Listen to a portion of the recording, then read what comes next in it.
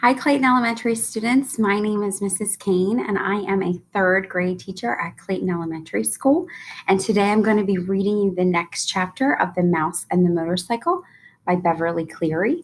The last time that you read this chapter, in chapter 9, they declared a war on mice because one of the housekeepers had found the bed sheets that had been chewed up by Ralph when he was finding his way out of the sheets after he got caught in them by the housekeeper.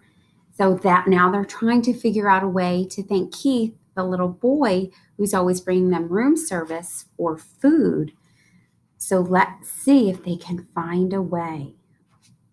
Chapter 10 is called An Anxious Night. Do you guys know what anxious means? I think anxious means that you are a bit nervous about something or a little uneasy. At first, Ralph's scheme worked. Keith delivered the promised bacon, toast, and jelly. The mice ate sparingly and laid aside the leftovers against the day Keith must leave the hotel. Ralph's mother continued to worry about tipping the room service. "I want to do the right thing," she insisted. "There must be some way we can manage a tip." The mice dared not leave the nest to search for small coins that might have rolled under beds and dressers. It was late in the afternoon when Ralph heard Keith and his parents returning to their rooms. Very quietly, so that his toenails did not make scrabbling sounds in the woodwork, he slipped to the knothole and peeped out in time to see Keith flop down on the bed. "Do I have to go down to the dining room for dinner?" Keith asked his mother and father. "I'm not hungry." "Uh-oh," thought Ralph. "There goes dinner." "I told you not to eat the whole bag of peanuts so close to dinner time," said his father. "I didn't eat all of it," said Keith. "That's good," thought Ralph. "At least there would be peanuts for dinner." "You'll feel better after you get washed up for dinner," said Mrs. Gridley. "Hurry along now." When his parents had gone into room 216, Ralph noticed that Keith seemed to drag himself off the bed. He walked to the wash bin, turned on the cold water, moistened his fingers, and wiped them over his face. Then he turned off the water and gave the middle of his face a swipe with the towel, which he returned to the towel rack in such a way that it immediately fell to the floor. Keith did not pick it up, but there was nothing unusual about this. Boys rarely picked up towels. What was unusual was that Keith returned to the bed where he sat down and stared at the wall. He did not play with his cars, nor did he eat the rest of his peanuts. He just sat there. Ralph stuck his head out of the knothole. "Anything wrong?" he asked. "Oh, hi," Keith answered listlessly. "I feel sort of awful." "Oh, say, that's too bad." Ralph ventured a little farther out of the knothole. "I know what you mean. Thinking about the motorcycle makes me feel awful, too." "It's not that kind of awful," said Keith. "I feel awful in a different way, sort of in my insides." "Think you're going to make it to dinner?" asked Ralph. "I guess." There was no enthusiasm in Keith's voice. "Anything I can bring you?" "Oh, I guess whatever's handy," said Ralph, who hesitated to place an order when he could see Keith did not feel like going to dinner at all. "We are sort of depending on you. The housekeeper found all those sheets I had to chew through to get out of the hamper, and I understand she got pretty excited about mice. We're lying low until the whole thing blows over." A smile flickered across Keith's face. "Don't worry. I won't let you down. I saved you some peanuts. I thought they might be handy for storing." "Ah, gee, thanks," said Ralph. Keith got slowly off the bed and poked the peanuts one by one through the knothole. When he had finished, Ralph popped out his head and said, "Thanks a lot." Keith smiled feebly and flopped down on the bed once more. Ralph went to work moving the peanuts away from the knothole to make room for whatever dinner Keith brought. He felt it would be fun to be surprised by the menu this time. It was something of a shock to find out that dinner, which was stuffed through the knothole much earlier than Ralph expected, consisted of a bunch of broken soda crackers. Ralph poked his head out to see if more was coming, but Keith was getting into his pajamas. "Aren't you going to bed pretty early?" asked Ralph, realizing he had not heard Keith's parents come in. "I felt so awful. I couldn't eat, so they told me I'd better come up and go to bed. Keith tossed his shirt on the foot of the bed and pulled on his pajama top. When his head emerged, he said, "I'm sorry about your dinner. It was the best I could do. All I had was a little soup." "Oh, that's all right," said Ralph. He was beginning to be concerned. If the boy could not eat, neither could the mice. And there's Keith getting dressed. Keith fell into bed and ran off to report the news, and Ralph ran off to report the news to his relatives. "Oh, what a shame," said Ralph's mother. "Poor boy." "Oh dear, whatever shall we do?" cried Aunt Dorothy. "Our lives depend on him." The little cousins huddled together, big-eyed and frightened. "Yeah, what about us?" asked Uncle Lester. "How are we going to manage if he doesn't bring us our meals? It isn't safe for us to go out pilfering when the housekeeper has declared a war on mice." "I knew it was a mistake to depend on people," said Aunt Sissy. "We'll manage somehow. We always have." Ralph's mother was trying to be brave, but Ralph could see how worried she was. "After all, he did bring us a supply of peanuts. We should be grateful for that." "He didn't bring many peanuts." Uncle Lester did not sound the least bit grateful. "The greedy fellow is probably ill from stuffing himself with nuts. He should have saved for us. Serves him right."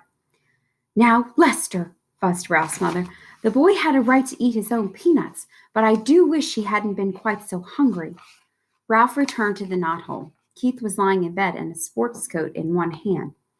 "How do you feel now?" asked Ralph. "Awful," said Keith. Before Ralph could reply, footsteps in the hall warned him that Keith's parents were coming. He drew back inside the knothole where he could observe without being seen. Mrs. Gridley paused by her son's bed and laid her hand on his forehead. "He does feel a little warm," she remarked. "He'll probably be all right in the morning," said Mr. Gridley. "He just hiked too far in the sun in the afternoon." "I hope so." The boy's mother sounded less certain. Mr. Gridley filled a glass at the washbin and brought it to Keith. "Here, son, drink this." When Keith had drunk the water, he fell back on the pillow and closed his eyes. His parents went quietly into room 216. When it was good and dark, Ralph ventured to the knothole. He could hear Keith breathing deeply, and he knew that he was asleep.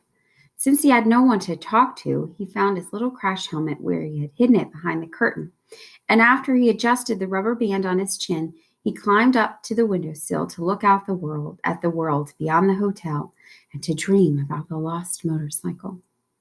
From his perch on the windowsill, Ralph saw that the parking lot held more cars than usual.